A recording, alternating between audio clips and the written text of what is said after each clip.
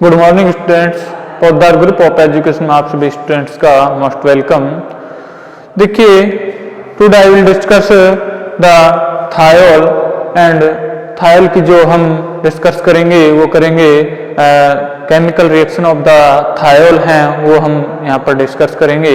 हमने physical properties of thiol will be discuss in the last class के अंदर है जो हमने फिजिकल प्रॉपर्टी हैं थायोल की वो डिस्कस कर चुके थे, और इस क्लास के अंदर जो हम डिस्कस करेंगे वो करेंगे यहाँ पर केमिकल प्रॉपर्टीज और chemical reaction of the thiol. क्या केमिकल रिएक्शन ऑफ द या फिर केमिकल प्रॉपर्टी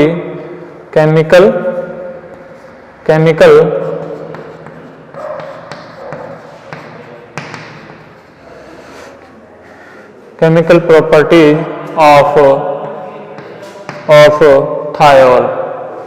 क्या केमिकल प्रॉपर्टीज ऑफ थायोल।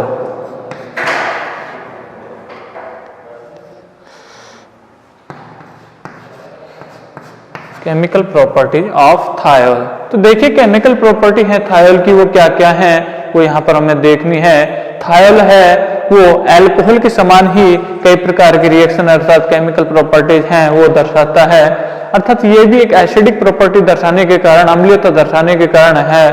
धातु के साथ ये हाइड्रोजन गैस देता है, जबकि जब हम इसकी क्षार के साथ अभिक्रिया करवाते हैं तो ये देता है जल और लवण साथ में देता है। तो देखिए, सबसे पहले हम यहाँ पर लिखेंगे वो है कि इसकी कुछ प्रॉपर्टी हैं वो किसके समान होती हैं, अल्कोहल की तरह होती हैं। इनकी रासायनिक जो गुणधर्म हैं, इनके रासायनिक गुणधर्म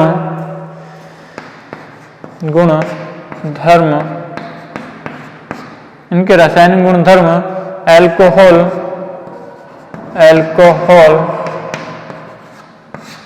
के समान, अल्कोहल के साथ समानता रखते हैं।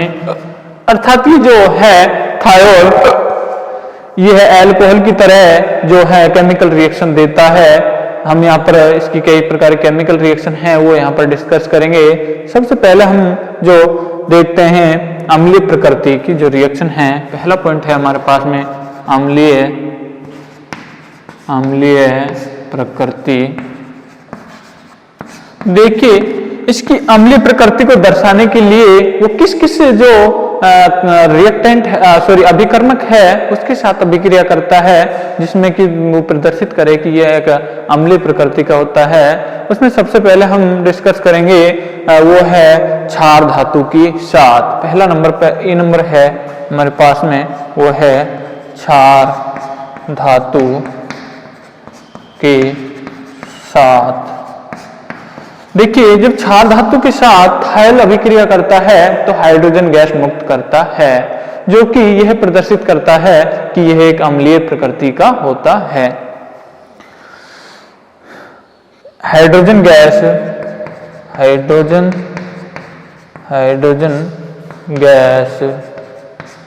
देता है, जिससे पता चलता है थायोल एक अम्लीय पदार्थ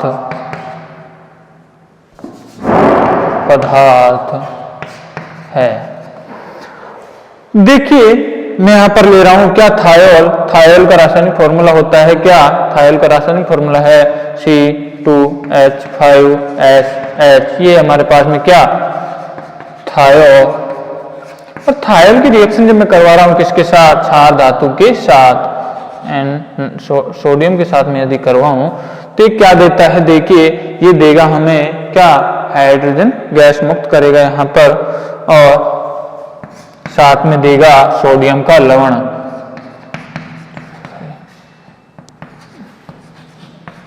नेगेटिव इस पर आता है, पॉजिटिव इस पर, और साथ में 1/2 H2 गैस यहाँ पर निकलती है।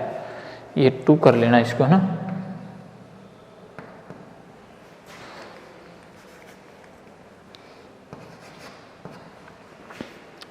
देखिए यहाँ पर जो ये हाइड्रोजन है एक एसिडिक हाइड्रोजन है और ये एसिडिक हाइड्रोजन सोडियम धातु के साथ, सोडियम क्षार के साथ, ये क्षारीय प्रकृति की होती है, इसके साथ अभिक्रिया करती है। तो हाइड्रोजन को डिस्प्लेसमेंट करके इसके साथ जुड़ जाता है और बना देता है H2 गैस। ये साथ में होता है लवण। ये क्या है? लवण। किसका लवण है? सोडियम का। सोडियम का लवण है, यहाँ पर ये बनता है। उतार लीजिए।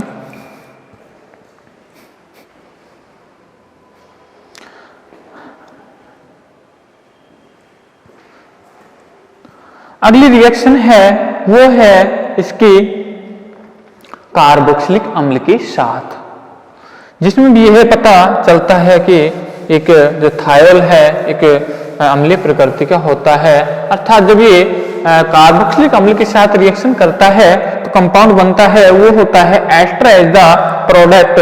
तो देखिए अगला है दूसरे नंबर का बी नंबर का अम्लीय प्रकृति में वो है कार्बोक्सिलिक अम्ल के साथ।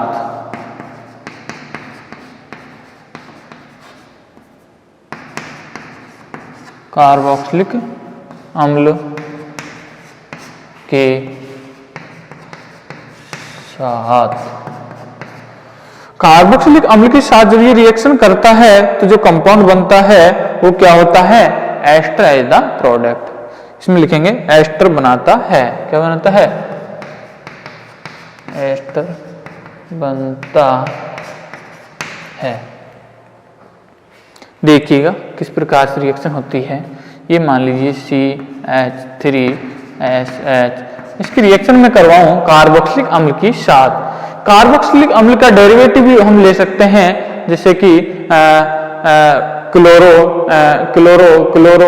जो डेरिवेटिव है कार्बोक्सिलिक अम्ल का वो भी हम यहाँ पर ले सकते हैं। सबसे पहले मैं यहाँ पर ले रहा हूँ मान लीजिए एसिटिक अम्ल CH3COOH। तो ये जो रिएक्शन करवाई जाती है वो करवाई जाती है, यहाँ पर पता है कि ये एक अम्ल है। क्या है? अम्ल। कौन सा अम्ल है? कार्बोक्सिलिक अम्ल। लिक अम्ल।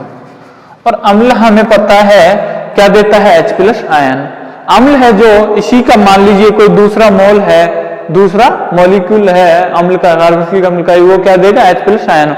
और H+ आयन है उसकी उपस्थिति में क्या रिएक्शन संपन्न होती है? H+ आयन इस पर अटैक करता है और इसको यहाँ से डिस्प्लेस्ड कर देता है, H2O के रूप में बाहर निकाल देता है। और उस पर इसके पास में जो लॉन्ग पेयर हैं वो अटैक कर जाते हैं इस पर और बना देता है यहाँ पर एस्टर है जो एक कंपाउंड के रूप में बनता है। देखिएगा। और ये रिएक्शन है एक उत्क्रमणीय प्रकृति की होती है। तो देखिए किस प्रकार से बनेगा। CH3, ये क्या है? ये वाला CH3, ये कार्बन डबल बॉन्ड O, उसके बाद में ये SH, ये सल्फर, और उसके बाद में CH3। तो ये क्या है? ये यहाँ पे है एक एसीटेट है जो यहाँ पर बनता है। क्या है? इसको कहेंगे हम एथिल थायोएसीटेट। एथिल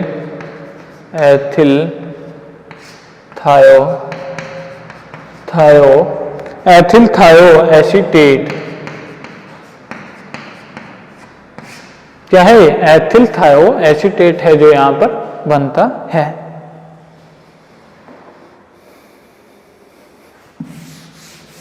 अगली रिएक्शन एक और है जिसमें भी एस्टर बनेगा, वो है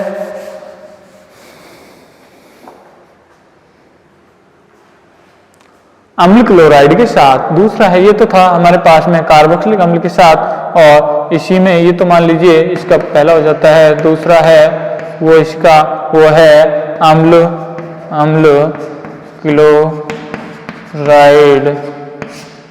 क्लोराइड के साथ। देखिएगा अम्ल क्लोराइड के साथ जब ये रिएक्शन करता है तो उसमें भी क्या बनाता है, उसमें भी एस्टर एज द कंपाउंड यहां पर बनता है। क्या बनता है, एस्टर बनता है।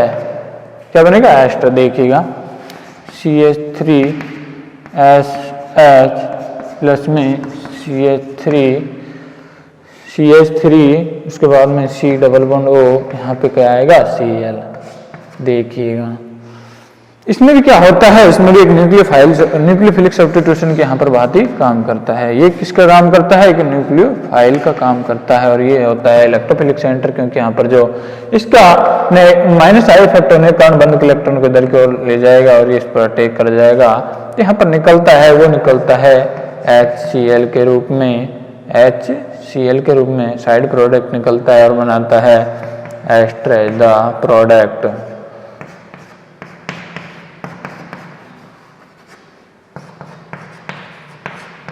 एस्टर एज द प्रोडक्ट यहाँ पर है जो बनता है।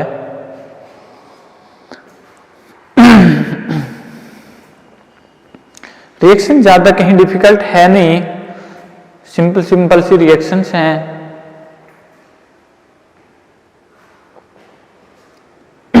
उतार लीजिए।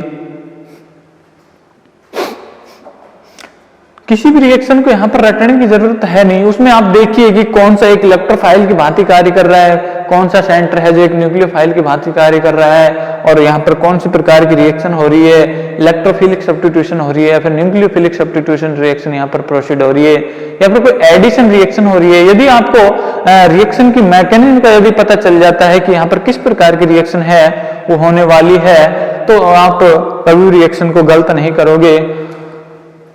ऑर्गेनिक जो केमिस्ट्री है उसकी खासियत यही है कि आपको पता चल जाए कि क्या रिएक्टेंट है और क्या प्रोडक्ट बनता है, तो आप कभी उसकी मैकेनिज्म को गलत नहीं कर सकते यदि आपको ये पता है तो।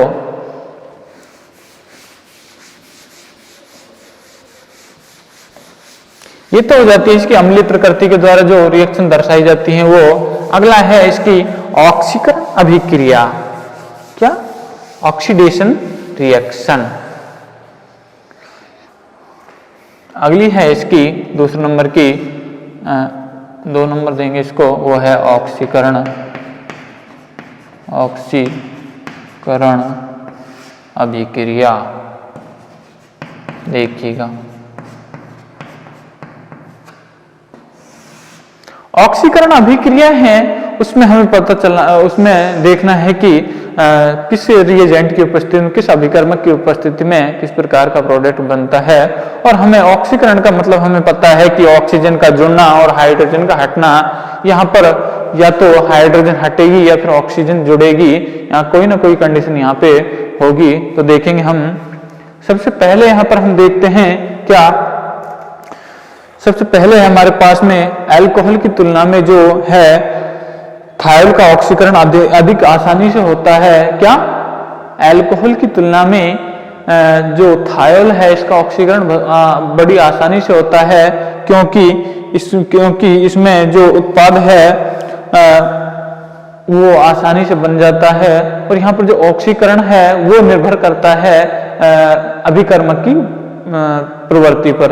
यदि अभिकर्मक है जो प्रबल प्रकृति का है तो अलग प्रकार का प्रोडक्ट बनेगा, और यदि दुर्बल प्रकृति का अभिकर्मक है तो एक अलग प्रोडक्ट यहां पर बनेगा। तो देखेंगे हम सबसे पहले,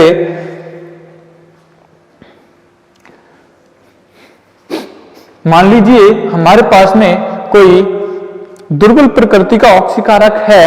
क्या, दुर्बल प्रकृति का ऑक्सीकारक है, तो यहां पर हमें बनाता है डाइसल्फाइड कंपाउंड। क्या, डाइसल्फाइड कंपाउंड। सबसे पहले देखेंगे इस प्रकार की अभिक्रिया में, इस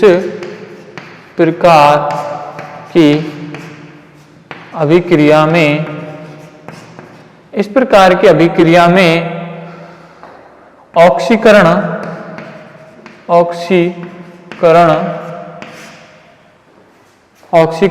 अभिकर्मक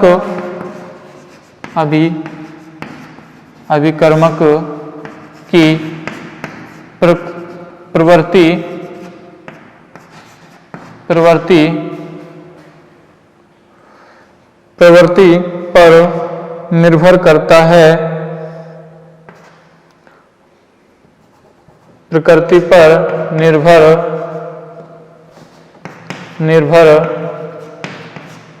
करता है। किस पर निर्भर करता है? अभिकर्मक की प्रकृति पर। यदि अभिकर्मक प्रबल ऑक्सीकारक है तो एक अलग कंपाउंड बनता है, जबकि एक दुर्बल का ऑक्सीकारक है तो अलग कंपाउंड बनता है। यहां पर हम देखेंगे सबसे पहले,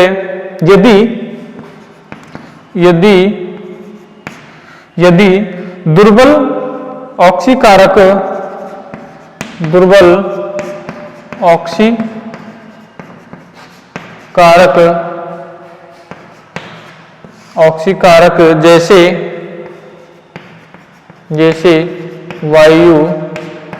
जैसे वायु hydrogen peroxide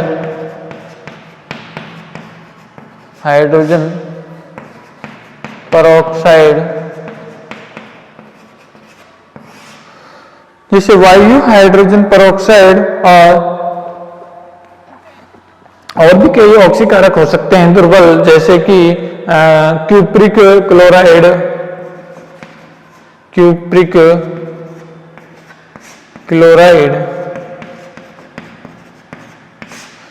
chloride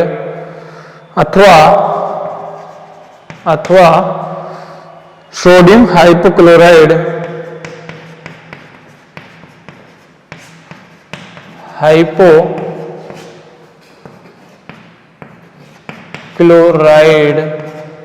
sodium hypochloride के साथ ऑक्सीकरण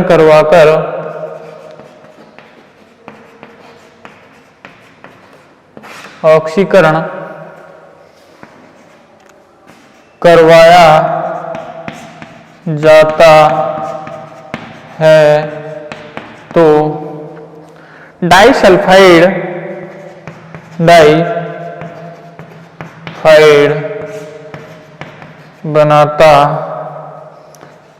बनते हैं। क्या बनते हैं? डाइसल्फाइड है वो यहां पर बनते हैं। देखिए, यदि ऑक्सीकारक प्रबल है, ऑक्सीकारक कैसा है? दुर्बल, जैसे कि क्या है? वायु या फिर हाइड्रोजन पेरोक्साइड या फिर क्यूप्रिक क्लोराइड यहाँ पर यदि है, या फिर सोडियम हाइपोक्लोराइड यदि ऑक्सीकारक यहाँ पर उपस्थित है, ये कैसे ऑक्सीकारक हैं? ये एक दुर्बल ऑक्सीकारक हैं। इनकी उपस्थिति में यदि ऑक्सीकरण हम करवाएं किसका? थायोल का, तो कंपाउंड क्या बनता है? कंपाउंड बनता है डाइसल्फाइड एज द प्रोडक्ट यहाँ पर है हमें बनता है। देखिए इसकी केमिकल रिएक्शन देखेंगे। मान लीजिए ये हमारे पास में थायोल का एग्जाम्पल, इसका यदि ऑक्सीडेशन करवाऊं किसकी उपस्थिति में? यहाँ पर मैं करवाऊं हाइड्रोजन पेरोक्साइड H2O2 की उपस्थिति में मैं इसका ऑक्सीडेशन करवाऊं, यदि इसके मैं 2 मोल लूं तो कंपाउंड हमें क्या बनेगा? डाइसल्फाइड एज द प्रोडक्ट यहाँ पर हमें बनेगा। देखिए C2H5 सल्फर ये C2H5। इसको मैं यहाँ पे इस तरह से नहीं लिख सकता क्योंकि ये लिखने का तरीका बिल्कुल गलत है। H5 इसको मैं यहाँ पर इस प्रकार से यहाँ प्रदर्शित करूंगा, क्योंकि कार्बन है वो सल्फर के साथ बंध बनाता है, इसलिए यहाँ पर जो ये प्रोडक्ट है एक सही प्रोडक्ट होगा और ये होगा क्या? डाइसल्फाइड कंपाउंड, डाइसल्फाइड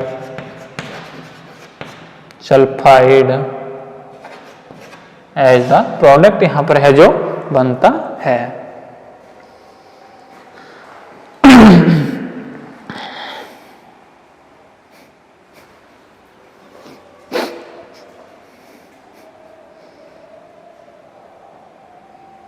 उतार लीजिएगा।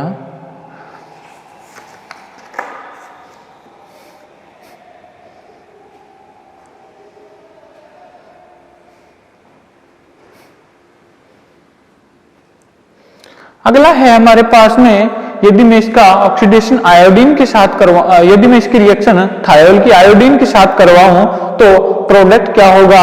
उसमें भी जो प्रोडक्ट होगा वो होगा डाइसल्फाइड।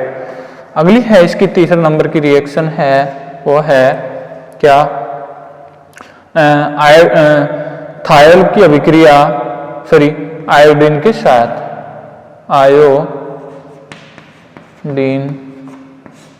के साथ, इसमें लिखेंगे आयोडीन के साथ अभिक्रिया कर I2 के साथ भी यह है ऑक्सीकृत होकर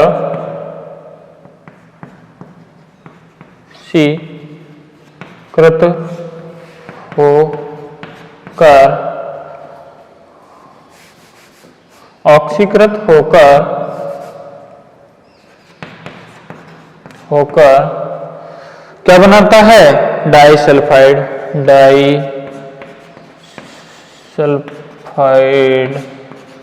बनाता है।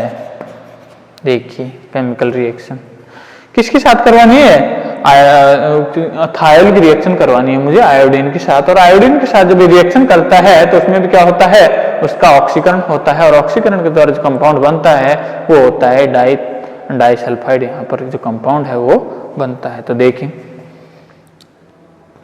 C2H5H की रिएक्शन मैंने करवाई किसके साथ? I2 के साथ, I2। इसके मैं 2 मोल यहाँ पर लेता हूँ तो कंपाउंड बनता है वो क्या होगा?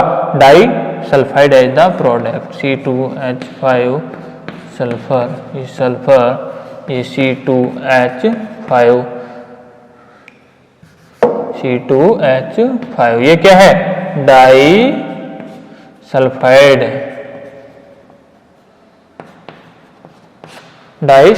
एज द प्रोडक्ट है जो यहाँ पर बनता है, और साथ में निकलती है वो क्या निकलती है? 2HI।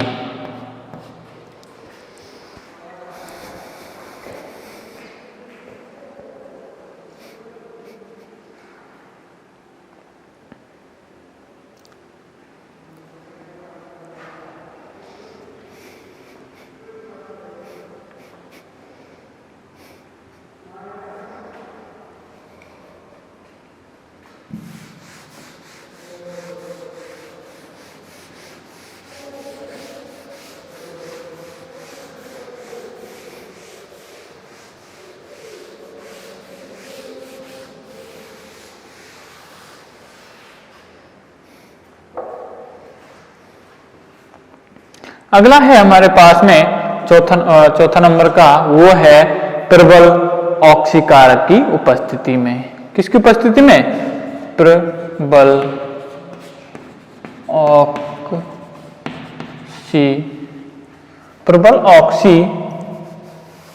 ऑक्सीकारक की उपस्थिति में। देखिए प्रबल ऑक्सीकारक यदि मैं लूं यहां पर तो जो कंपाउंड बनता है वो बनता है सल्फेनिक अम्ल। क्या बनता है? सल्फेनिक अम्ल यहां पर बनता है। हमें लिखेंगे हम प्रबल ऑक्सीकारक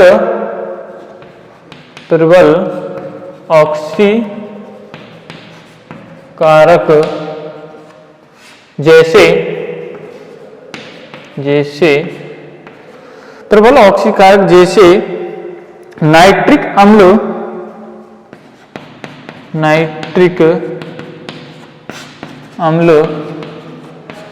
प्रबल ऑक्सीकारक जैसे नाइट्रिक अम्ल अथवा पर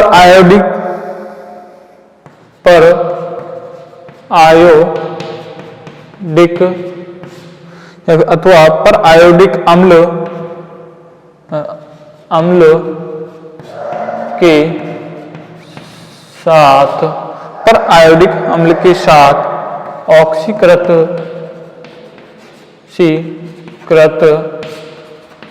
होकर सल्फोनिक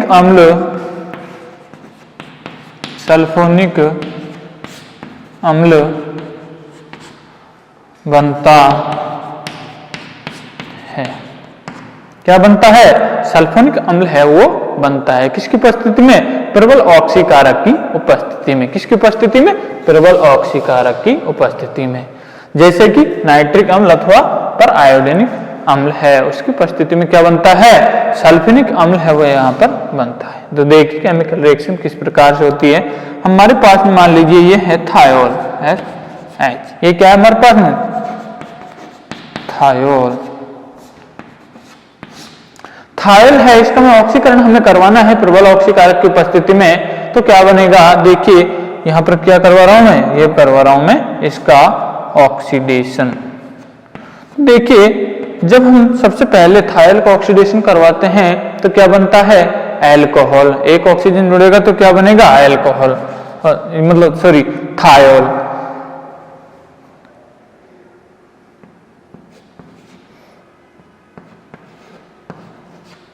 ये यदि मैं इसका फर्दर ऑक्सीडेशन करवाऊं तो क्या बनेगा, वो बनेगा कार्बोक्सिलिक अम्ल के सजात ना।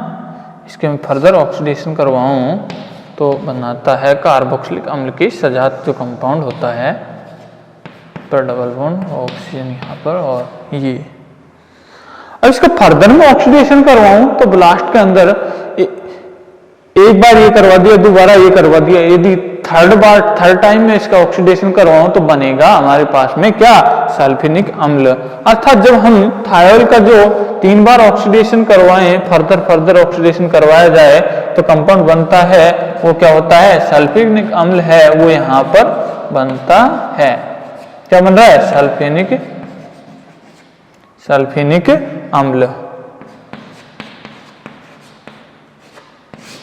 अम्ल है वहां यहाँ पर एज ए प्रोडक्ट के रूप में यहाँ पर बनता है।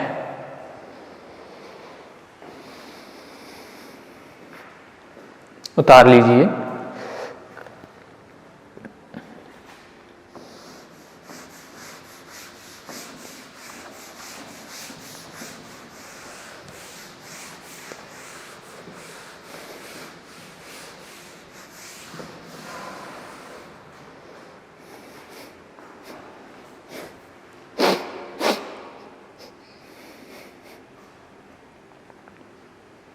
देखिए फिर से मैं बता देता हूं, यदि हमें करवाना है दुर्बल ऑक्सीकारक की उपस्थिति में ऑक्सीडेशन यदि हम करवाना है तो क्या बनाता है, डाइसल्फाइड एज द प्रोडक्ट यहां पर बनता है। क्या बनता है, डाइसल्फाइड एज द प्रोडक्ट वहां पर बनता है। किसकी उपस्थिति में, दुर्बल ऑक्सीकारक की उपस्थिति में।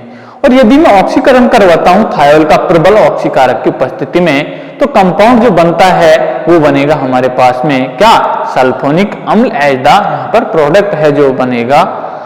क्या बनेगा, सल्फोनिक अम्ल यहाँ पर है जो बनेगा। और सल्फोनिक अम्ल का सूत्र क्या होता है, RSO3H यहाँ पर है जो होता है सल्फोनिक अम्ल का सूत्र।